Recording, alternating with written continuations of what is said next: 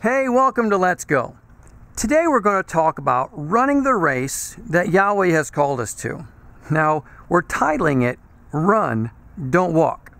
So, you ready? Let's go. Okay, so just the other day, I'm at the local DMV getting my license renewed.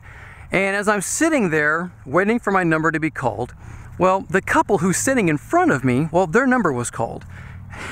The second their number was called, they just jumped out of their seat and just ran to the counter as if somebody was going to beat them there or something, you know, but yet their number was called, so no one else was going to go there, right?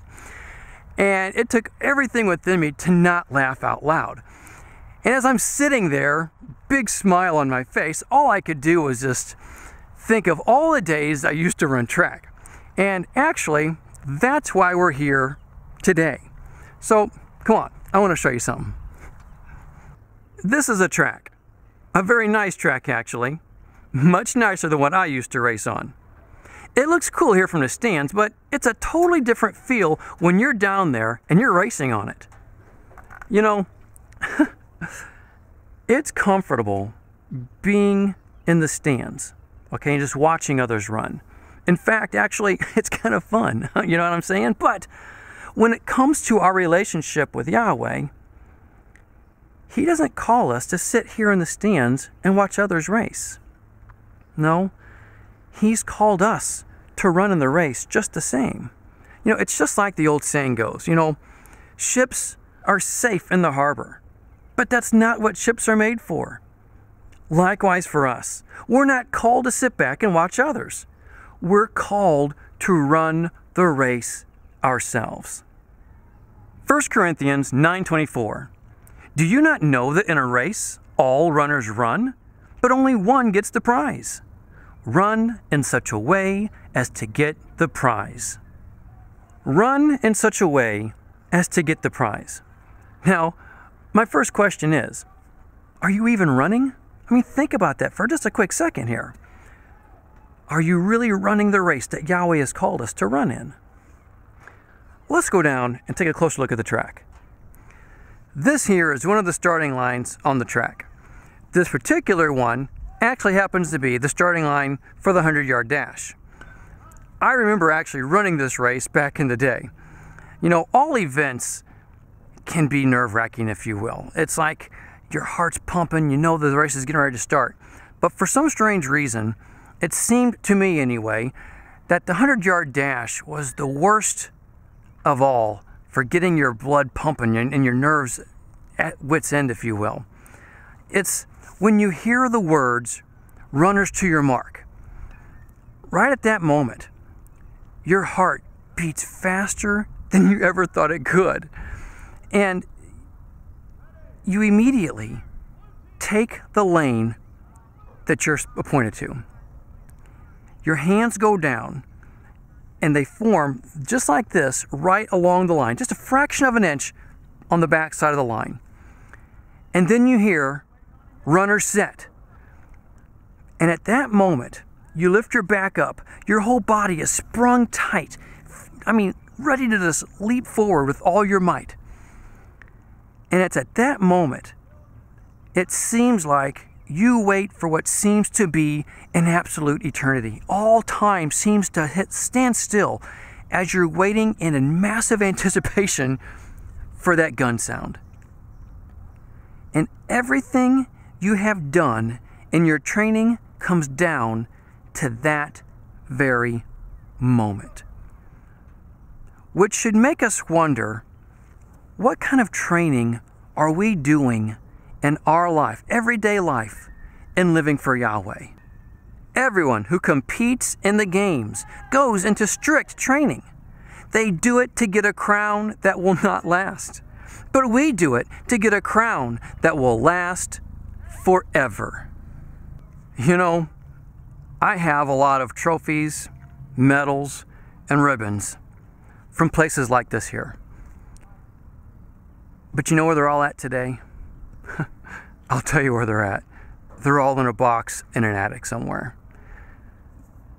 You know, if you're an athlete, I'm not telling you to not compete. You know, if you have goals and aspirations in this life, I'm not telling you to not go for those things. Okay, well, that's okay, all right?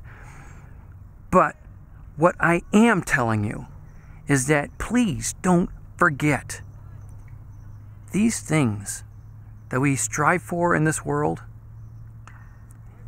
they're temporary. That's it. They're just temporary things of this world.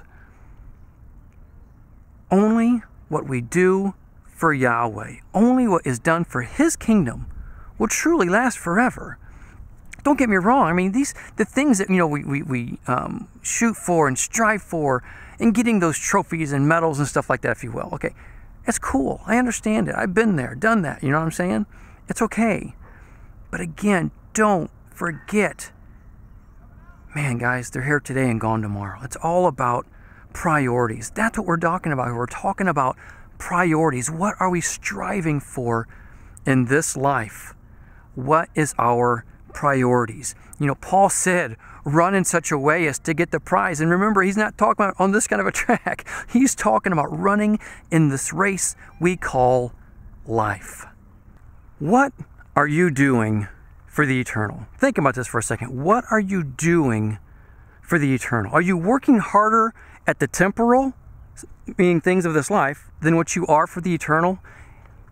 Examine your life. Examine everyday routines. And think and examine yourself with an honest heart, okay? That's so important. Examine things. Are you working harder for the temporal things than you are for the spiritual?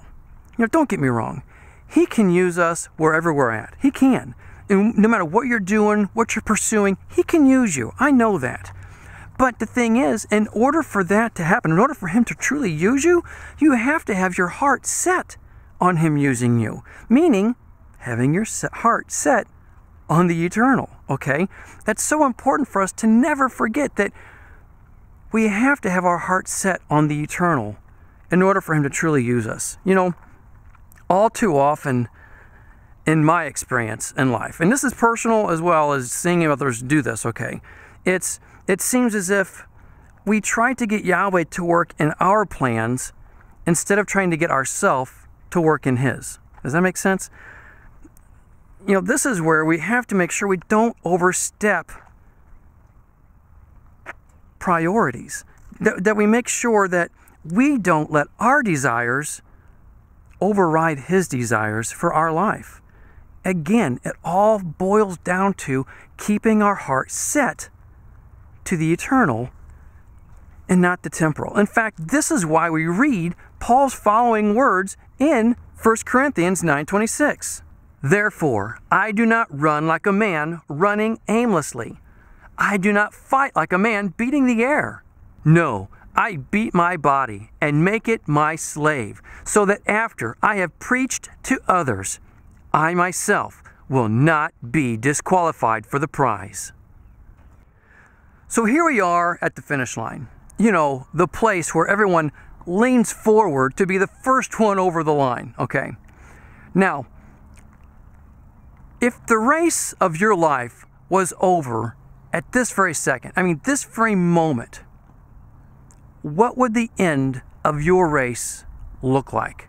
Would it be someone who's given it all they've got and they're stretching out their neck over across that line to be the first one over? Or is it someone who's just casually walking, maybe even a casual jog? Or is it someone who's strolling through the park? What is your spiritual ambition? What is your goal in life looking like at this moment? Your race. Are you racing with every fiber of your being to truly be the one who gets the prize? You know, we need to examine our life every day to see how our race is looking in the eyes of Yahweh. We may think it looks fine, but what does Yahweh think about it? What does He think? Are we running in such a way as to get the prize? We have to think about this just for a few moments at least and be honest with ourselves to see if we're truly running hard or not. You know, we can't forget this life that we live. You know, It's not a sprint, okay? It really isn't. It's a long distance run. It's a long distance run where we have to keep on going. The race isn't always to the first one off the line. You can have a great start, and that's great. We should try to have that great start. But the race is won by the one who keeps on running. Excitement for the race, but endurance to finish it. That is what we all need. We all need that. You know, that's how we should be when the Father puts something on our hearts. When He puts on our hearts, we should be excited about it and with a strong zeal to start going for it.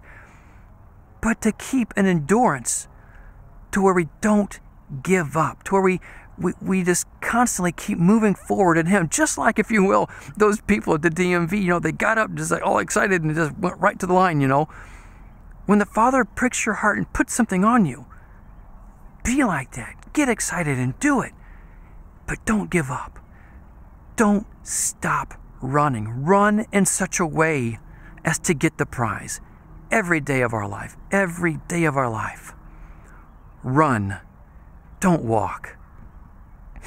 Well, that's all I have. Think about it. Pray about it. But more than anything, be a doer of the word and not a hearer only. Until next time, shalom. Let's go!